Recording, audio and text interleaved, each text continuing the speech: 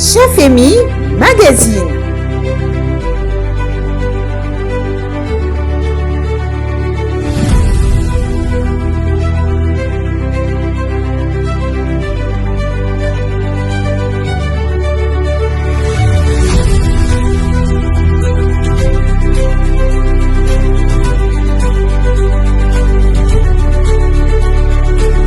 Je suis Lokwa Kanza, je vous invite à suivre le magazine Okapi Métissage sur Radio Okapi avec Jean-Marc Matoaki Mofelele dit Jeannot. Bienvenue à vous qui venez à peine de nous prendre en cours de diffusion. Nous avons le plaisir de recevoir dans ces studios Madame Jeanne Pouya Onokoko, qui est une grande dame, retenez bien.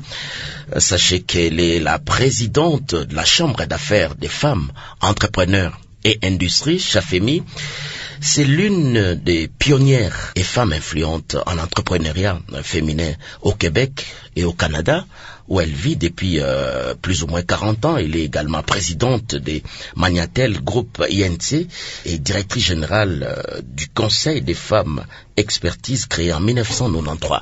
Madame Jeanne Pouya Onokoko, bonjour et bienvenue sur les antennes de Radio Okapi. Bonjour, merci beaucoup pour votre invitation. Alors, on commence d'abord par vous. Ça fait plus ou moins 40 ans que vous êtes parti au Canada par les truchements d'une bourse. Vous êtes allé pour faire des études en génie forestier au Canada. Dites-nous un peu comment vous avez vécu cette expérience. D'abord, les domaines pour lesquels vous avez voyagé est assez rare. C'est d'ailleurs, pour certains, c'est pour la première fois d'entendre parler de ça. Merci beaucoup pour la question. Oui, effectivement, c'était les années 80. J'étais étudiante ici au campus de Kinshasa et en médecine. C'était à l'époque de Mobutu, vers les années, comme je disais, les années 80. À l'époque, les campus étaient fermés. Le président a décidé de fermer l'université. Et on s'est retrouvés des chômeurs, tout le monde, on était partis, on était à la cité.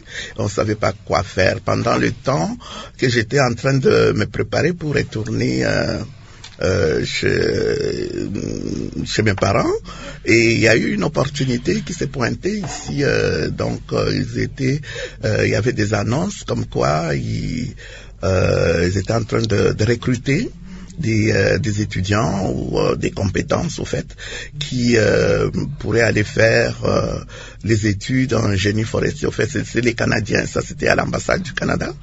Et c'est comme ça que je me suis pointé pour faire les tests, les concours.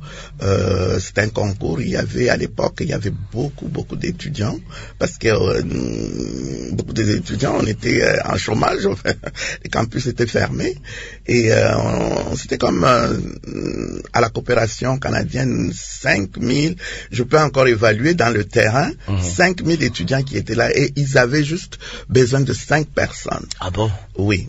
Donc, une sélection très méticuleuse. Sélection très serrée, et là, il y avait plusieurs sélections, nous avons fait le premier test, et ils sont partis évaluer au Canada, et ils envoyaient la première liste à l'ambassade. Et on devait faire encore, les personnes qui étaient retenues devaient encore faire un autre test. Donc ça fait comme ça, comme 4 fois. Et la 4e fois, je me suis retrouvé parmi la seule fille, parmi 4 garçons, donc les 5 personnes qui cherchaient pour aller faire les études en génie forestier au Québec, au Canada. En quoi consistent justement ces domaines, les génies forestiers? Génie forestier, c'est les domaines justement parce que vous savez, nous, ici au Congo, à l'époque, nous avons beaucoup de forêts. Nous avons beaucoup de forêts, et il y a eu un problème de reboisement. Surtout, c'est que à l'époque c'était du côté de Maluku, et puis aussi dans d'autres provinces, parce que je me souviens quand on revenait faire des stages, on était parti à Yangambi, c'est là où il y avait comme le point focal à l'université de Yangambi, de Kisangani. Alors, le génie forestier nous permet, c'est la génie justement pour l'exploitation et tout ce qui commerce, qui concerne le reboisement, la génie forestière au fait. Madame Onokoko, comment vous avez vécu ces transitions, ces passages de la chaleur de Kinshasa avec les froids canadiens? Comment ces premiers instants, vous avez passé ça comment? Est-ce que vous vous êtes adapté facilement? Non, l'adaptation n'est pas facile. Vous savez, nous on vient d'un pays chaud et vous vous retrouvez dans un pays de moins 40 degrés Celsius.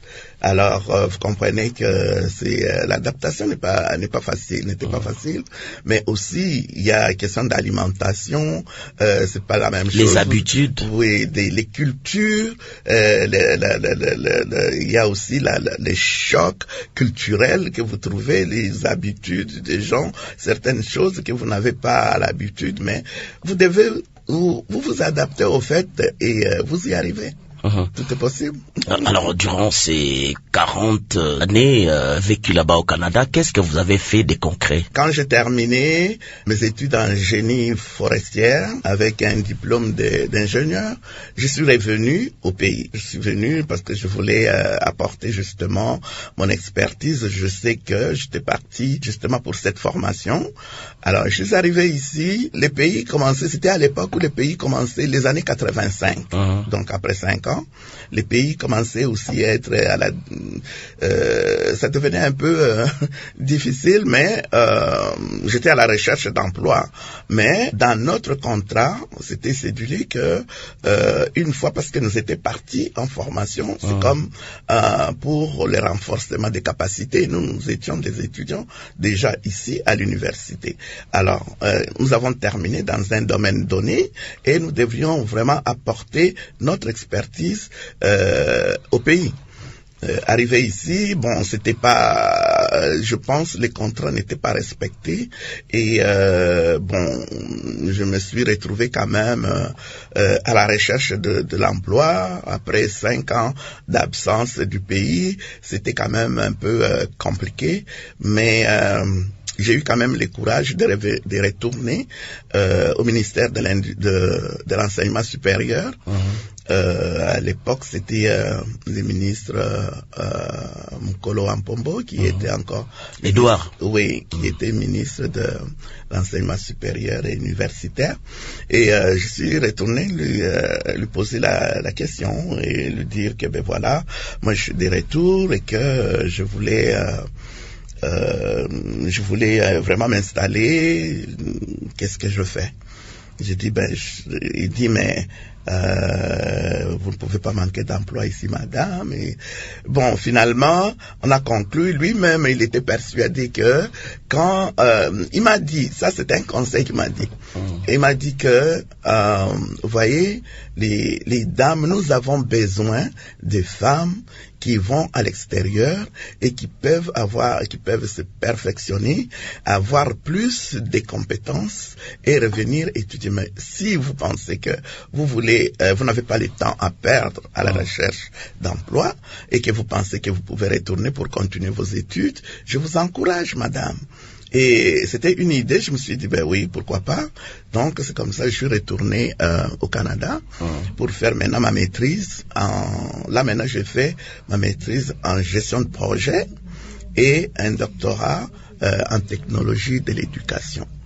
Bon, il y a eu plusieurs, par la suite, j'ai eu d'autres passions, hein. J'ai toujours ces passions de l'entrepreneuriat depuis mon jeune âge. J'avais déjà, même au départ, à l'âge de 12 ans, j'avais créé un salon de beauté, de coiffure, vraiment qui m'est passionné et c'est comme ça que je suis retourné aussi à mes vieilles habitudes à l'entrepreneuriat et j'ai créé quand même aussi des entreprises au Canada. Ça a marché?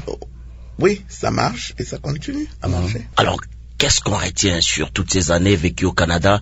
Comment les Congos peuvent bénéficier justement de tout ce que vous avez appris sur place, et aussi, puisque vous avez un penchant, je vais dire, très prononcé sur l'entrepreneuriat, comment vous comptez partager cette expertise? La première chose, moi quand je participe à des conférences et que il y a des autorités qui viennent de notre pays, je leur signale, parce que à partir de mon expérience, comme ce que je viens de vous expliquer, vous savez, quand nous on va dans ces pays-là, nous faisons beaucoup de sacrifices. Et moi je partage avec nos compatriotes des autorités pour leur dire que regardez, ici il y a des ressources qui sont formées, qui ont de l'expertise. Vous devez donc, c'est les ressources humaines. Les Congo ne peuvent pas fonctionner sans leur expertise. Il y a beaucoup de fuites de cerveau, en fait, qui, à un moment donné, moi j'en connais, ça fait 40 d'années que je vis à l'extérieur, au Canada comme aux États-Unis, et moi je pense que notre pays devait faire un effort pour récupérer ces enfants ou ces professionnels qui se trouvent à l'extérieur du pays, qui ont de l'expertise. Les gens qui ont de l'expertise ne parlent pas beaucoup. Ils travaillent, ils sont dans leur domaine. Mais c'est quand même un peu dommageable, parce que, vous voyez, quand nous partons en formation et que il y a comme cette fuite de cerveau qui devait revenir ici pour servir le pays, mais il reste pour servir un autre pays qui n'a pas investi pour la formation de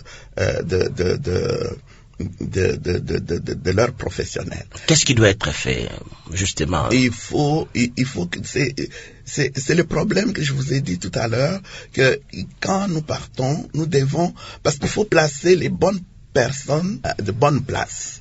Moi, j'ai une expertise en gestion forestière. Je suis la première femme ingénieure qui a été formée, qui a été envoyée au Canada dans le cadre de la coopération entre les Zaïre à l'époque et le Canada. La République démocratique du Congo devait mettre des outils, devait préparer le terrain pour faire revenir ces gens ici pour bénéficier de leur expertise au pays. Hier, je parlais avec des femmes qui disaient que, mais madame, vous savez très bien que les domaines de génie forestière, c'est un domaine où il n'y a pas beaucoup de femmes. Je suis tout à fait convaincu. Moi, quand je suis allé, j'étais étudiante, même au Canada, il n'y a pas beaucoup de femmes. Ce sont des domaines qui sont vraiment pointus, parce que ça demande beaucoup de travail aussi. Et quand je partais dans je partais sur les champs, en forêt, ou diriger ou faire des stages, ou je partais dans les entreprises forestières. Les employés sont étonnés de voir qu'il y a une femme, d'abord noire, une femme noire, une ingénieure, et qui vient, les blancs, je parle de blancs, ils leur demandent de faire des choses, parce que il y en a pas, même elles-mêmes les femmes, il y en a pas qui sont dans ce domaine-là. Et quand je monte sur les timberjacks, c'est ces engins-là, pour le reboisement, c'est mon travail. Je dois faire ça. C'est comme, ils sont étonnés de voir ce genre de choses. Mais moi, ça ne m'impressionne pas. Moi, si je peux apporter mon expertise au pays, je suis prête d'apporter, d'enseigner, ou de contribuer à bâtir ce pays-là. Madame Jeanne Pouya Onokoko, le monde célèbre le 31 juillet de chaque année la journée internationale de la femme africaine. Quel est l'état des lieux que vous, en tant que femme entrepreneur, mais aussi, l'une des rares femmes congolaises à avoir suivi un cursus en génie forestière au Canada, quel est l'état de lieu que vous faites justement sur les leaderships féminins et son pendant, l'entrepreneuriat? Bon, vous savez, j'ai eu une question hier, une dame qui m'a demandé, mais comment, qu'est-ce que vous faites, pourquoi vous avez quitté le génie forestier pour faire l'entrepreneuriat? Je dis non, regardez. Mais aussi, qu'est-ce qui fait que vous voulez vous accompagner les femmes qui se trouvent dans les domaines des mines? Je dis, bon, c'est pas question que ce soit le domaine des mines, que ce soit les génies forestières. Tout ça, c'est l'environnement, non? C'est les ressources naturelles. Donc, nous, ce qui nous intéresse, c'est d'inciter les femmes à aller à se diriger vers les domaines des technologies, de l'information, de sciences et de génie conseil. Donc, c'est que ça soit dans n'importe quel domaine. Nous, c'est Chafemi,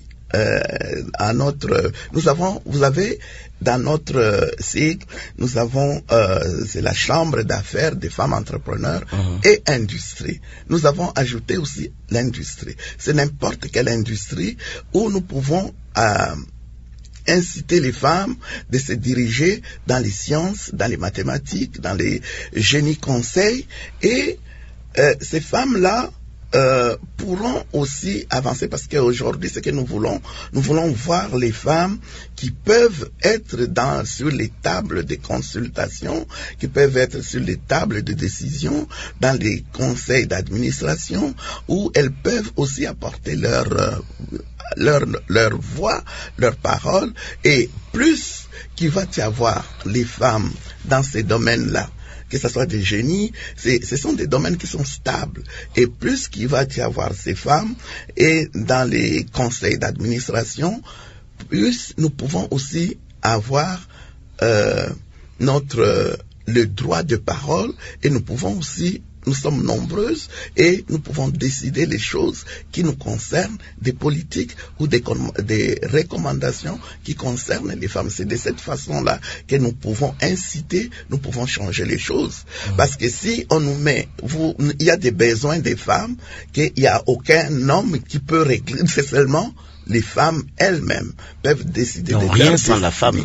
Voilà. Peut-on dire qu'il y a quand même des avancées significatives en rapport avec le leadership féminin, l'entrepreneuriat en République démocratique du Congo? Mais oui, je pense que les femmes, il y a quand même un certain leadership, mais même les nombres, ce que nous sommes en train de dire, ce n'est pas encore assez. Les femmes, ce sont des leaders naturels. Ce sont les leaders qui peuvent changer des choses. Et quand les femmes prennent de la place, mais je pense que la communauté aussi avant la femme, et les femmes sont à peu près la moitié de la population du pays. Alors, c'est impensable qu'on puisse laisser la femme derrière, mais les femmes elles-mêmes, elles doivent aussi prendre leur place. Elles n'ont pas à attendre qu'on leur donne des cadeaux. Elles doivent prendre leur place et décider par rapport à leur propre avenir, à leur propre travail. Moi, je pense que c'est ces gens, les leadership, c'est quoi? C'est savoir aussi influencer, savoir aussi accompagner les autres. Moi, c'est ce que je fais depuis des années. Je me bats pour que les femmes soient autonomes, indépendantes. Et l'autonomisation des femmes, c'est de là que ça se passe. Donc, les femmes doivent avoir leur place, et les autorités doivent nous attendre, que nous avons besoin de leur soutien pour qu'on puisse mettre des politiques et des recommandations concernant les femmes. Moi, si je reviens à l'entrepreneuriat, moi, je suis... quand je suis arrivé au Canada, il n'y avait pas des conférences des femmes. Il n'y avait pas de conférences des femmes où on voit les femmes qui vont... Parce que l'entrepreneuriat, c'est un territoire masculin aussi au Canada. Et selon les codes des familles du Bas-Canada, les femmes n'avaient pas aussi assez d'autorité pour diriger ou créer des entreprises. Donc, leur travail était comme le contenu de leur travail ménager. Oui. Donc, moi, quand j'ai fini mes études, j'avais une vision. Je me dis, parce que bon, c'est un peu complexe. Vous avez un diplôme de génie, vous avez une maîtrise, vous avez un doctorat, et maintenant, quand vous allez chercher de l'emploi, vous devenez une charge. Vous êtes surqualifié, que vous n'aurez pas vraiment beaucoup de chance, parce que même là où vous allez chercher l'emploi, vous coûtez déjà trop cher. Déjà pour être payé, vous coûtez cher, mais aussi les personnes, et même les employés eux-mêmes, parce que vous devez occuper un poste de responsabilité. Alors, pour trouver un poste de responsabilité assez facilement comme ça, c'est pas toujours facile. Mais moi, quand, dans mes habitudes, dans ma vision, quand je vois que j'ai des barrières, parce que les femmes ont toujours vécu des barrières, c'est ça, des barrières, les stéréotypes. Nous sommes convaincus avec ça. Nous vivons là-dedans. Alors, moi, quand je vois, je suis buté à des barrières comme ça, je crée. Parce que je pense que c'est un besoin. Je transforme ces barrières en opportunités. Donc, je crée ce qui manque. Et c'est comme ça que j'ai commencé à créer des entreprises au Canada. J'ai créé un groupe conseil, femmes expertise, c'est-à-dire les femmes qui ont une certaine expertise et peuvent servir, et nous pouvons les référer auprès des entreprises. Et qu'est-ce qui s'est passé par la suite? C'était pas facile pour créer aussi des entreprises pour débuter un start-up. Maintenant, vous devez aller chercher du financement. Je vais dans les institutions financières et ils m'ont refusé du financement. Ça, c'est les problèmes que connaissent toutes les femmes qui commencent une entreprise. Ça, vous n'avez pas accès facile aux capitaux. Ça, c'est un problème. Alors, je me suis demandé c'était quoi le problème. Mais finalement, dans mon cas, il y a eu, moi-même, je suis gestionnaire de projet, je pouvais monter mon plan d'affaires et j'ai convaincu une institution financière qui m'a octroyé du financement pour acheter les équipements pour mon entreprise. Mais maintenant, je me suis dit, parce que c'est difficile pour moi, ça devrait être difficile aussi pour d'autres femmes. Ça, c'est une vision, pas seulement pour moi, mais on regarde aussi pour les nouvelles générations qui viennent. Nous sommes comme les ponts des femmes c'est pour ça que d'habitude on m'appelle une des pionnières, parce que nous bâtissons, parce que nous regardons aussi les nouvelles générations qui doivent passer par là. Alors, qu'est-ce qui s'est passé? Moi, dans mon cas, je me suis dit, mais non, je peux pas laisser ça comme ça. C'était un problème, le financement, et je me suis fait un cheval de bataille. Pour moi, je veux savoir pourquoi c'est compliqué d'avoir du financement pour les femmes qui veulent bâtir leurs entreprises. J'ai organisé une conférence, ça, nous sommes dans les années 98. J'ai organisé une conférence je fais venir toutes les institutions financières au Canada. Et ils ont participé à cette conférence. Et effectivement, ils se sont rendus compte que c'était un obstacle pour les femmes, pour l'évolution, mais aussi pour le développement, pour leurs entreprises. Et les gouvernements en aient pris aussi et se dit, au fait, ça, il faudrait qu'ils mettent des politiques et des recommandations maintenant gouvernementales au niveau du gouvernement pour aider les femmes justement qui veulent bâtir des entreprises. C'est comme ça que je me suis retrouvé dans un groupe de travail sur l'entrepreneuriat féminin au niveau du gouvernement du Québec. Nous avons mis des politiques. Notre mission dans ces groupes, c'était de conseiller les ministres justement sur les politiques et les recommandations qui pouvaient être mises en place pour aider les femmes à obtenir le financement. Aujourd'hui, les femmes canadiennes, les femmes québécoises peuvent créer des emplois, sont des femmes d'affaires qui bâtissent, qui créent les emplois au niveau national et au niveau fédéral. Donc, au niveau provincial et fédéral. Alors, moi, je pense que c'est de cette façon-là que on peut apporter, et on voit que il faut amener, il faut créer. Quand il n'y en a pas, on crée.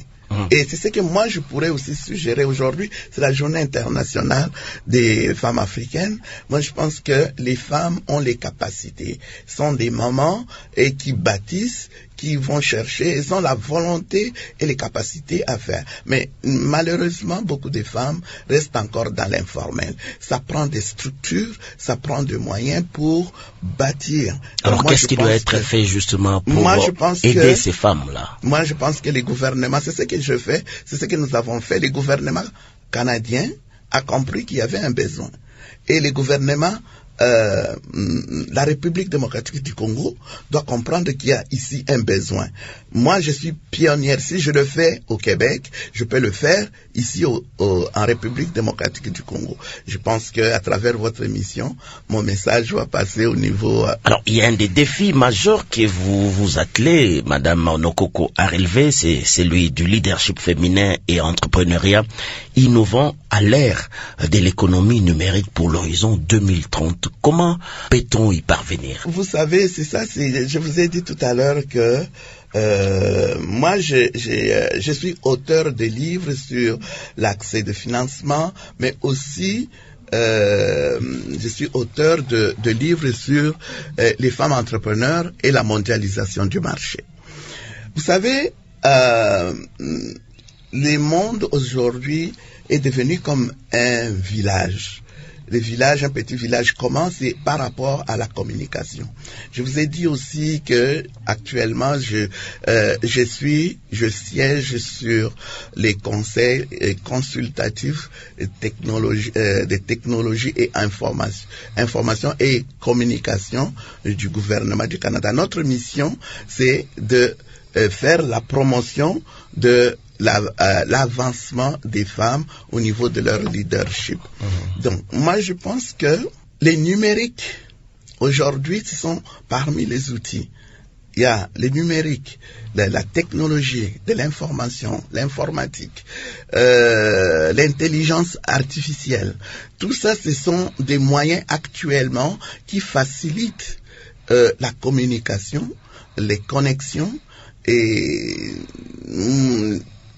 c'est que, en partant, les femmes congolaises devraient se sentir capables, de posséder des outils, avoir la formation justement dans les numériques, dans l'intelligence artificielle, et ça va ouvrir beaucoup de portes.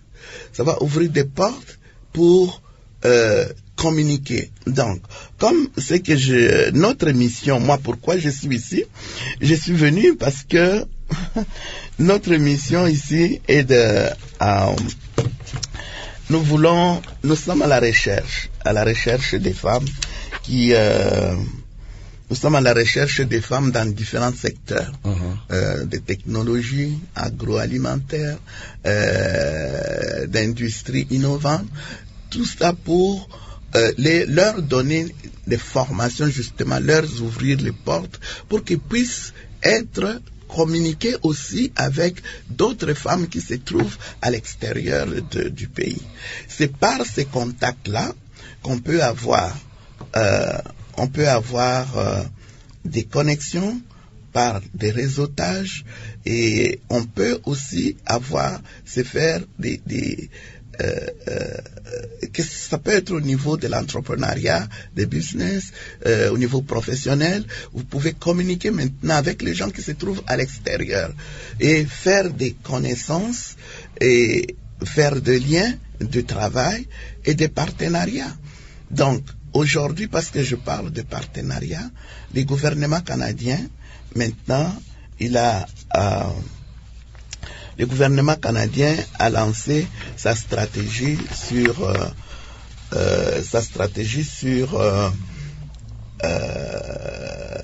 entre le Canada et l'Afrique. Donc, ça, c'est une nouvelle politique. Attendez, je vais vous dire exactement. C'est une nouvelle politique qui permet qui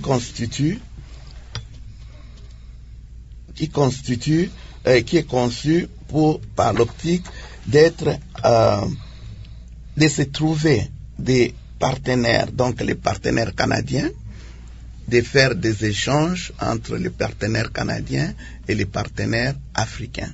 Mais moi, je pense que c'est dans cette optique-là que nous sommes ici à la recherche d'ouvrir les portes, d'apporter que ce soit les hommes d'affaires, que ce soit au niveau professionnel, d'établir ce genre de ponts pour échanger avec des partenaires canadiens, parce que eux, ils vont venir aussi. Ils vont venir, mais aussi le Canada a besoin de main-d'œuvre de qualité.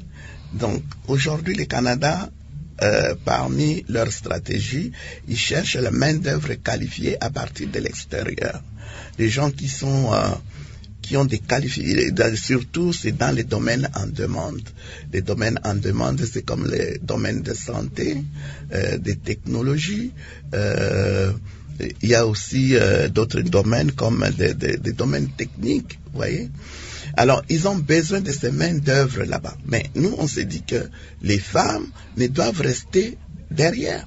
Donc, les femmes doivent posséder des outils aussi pour des communications, pour accéder à ses besoins, à tout ce que elles peuvent. Elles n'ont pas besoin d'aller au Canada, mais aussi dans les stratégies. Vous pouvez être ici, c'est comme je disais, les mondes est devenu un village, parce que nous avons des gens qui sont comme en Philippines, dans d'autres pays à l'extérieur, des Afghanistan, des gens, des Népalais, des Indiens. Ils travaillent dans leur pays pour les compagnies canadiennes et américaines. Donc, ils ont des emplois, ils postulent, on les recrute, et c'est de la main-d'œuvre que le Canada a besoin. Voilà comment nous on s'est dit que les femmes devraient aussi emboîter le pas et devraient posséder des outils nécessaires pour la communication, pour le réseautage, afin qu'elles puissent aussi, vers l'année 2030, devenir prêtes pour servir aussi. Voilà, Madame Jeanne Pouya Onokoko, vous avez un dernier message pour les femmes qui nous suivent sur les ondes de Radio Okapi? Bon, il faut... les femmes, ce sont... parce que ce sont des... moi, je crois beaucoup aux femmes parce qu'elles ont les capacités. Ce sont des mamans qui endurent, vous voyez, pendant 9 mois, elles portent des enfants et je pense qu'elles endurent et qu'elles sont capables de faire tout ce qui est possible. Non, moi, je pense que les femmes devraient avoir une vision et devraient aussi avoir ces tendances vraiment d'aller vers l'entrepreneuriat pour être indépendant.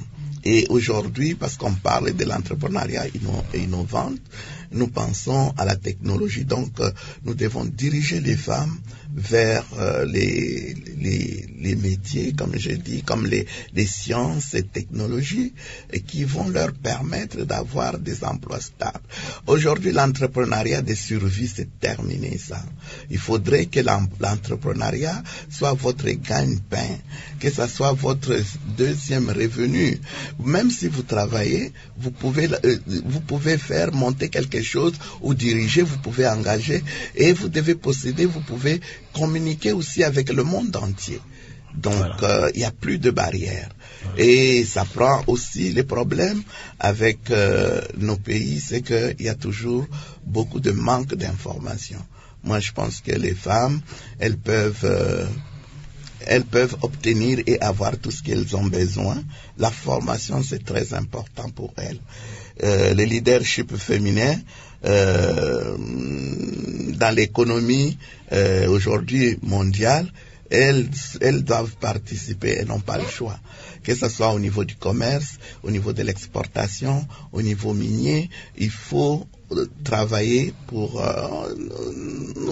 on doit être les femmes doivent se tenir debout. Il n'y a pas de cadeaux. On va pas venir vous féliciter ou vous donner des cadeaux. Vous-même, vous devez vous tenir pour bâtir et contribuer à la nation. Voilà, Madame Jeanne Pouya Onokoko, présidente de la Chambre d'affaires des femmes entrepreneurs et industries. Merci d'avoir répondu à nos questions. On dit bon vent. Merci beaucoup, c'est moi qui vous remercie. Et nous sommes toujours là et nous pouvons... Et les gens qui veulent continuer à maintenir les contacts avec vous, comment vous atteindre? Nous avons notre site web, c'est le www.chafemi.com. Donc c'est chafemi.com, où ils peuvent aussi nous contacter. Sur Chafemi, ils ont nous avons une liste de demandes d'informations ou d'adhésion. Ils peuvent adhérer à notre chambre de commerce, de notre chambre d'affaires. Nous, notre chambre, nous défendons aussi les femmes dans tous les domaines. Donc, notre numéro de téléphone, c'est toujours c'est 514 plus 1 514 292 7822. Et c'est un numéro WhatsApp, donc nous pouvons ils peuvent nous contacter aussi par ce numéro. À la prochaine. Merci beaucoup, c'est moi qui vous remercie.